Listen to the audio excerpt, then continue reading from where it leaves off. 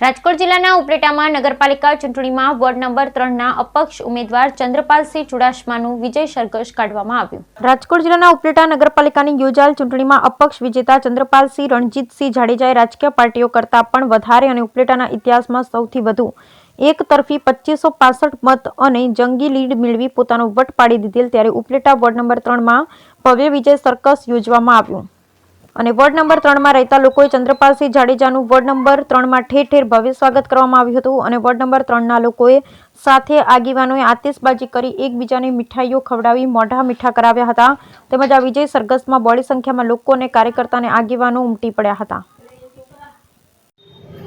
મારું નામ ચંદ્રપાલસિંહ રણુભા જાડેજા।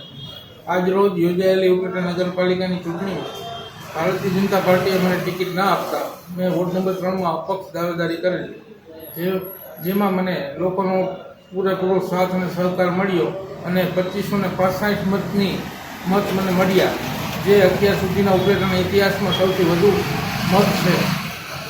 એ મતદારોનો ખૂબ ખૂબ હૃદયપૂર્વક આભાર માનું છું। તમે ક્યાં ક્યાં સરઘસ કાઢી?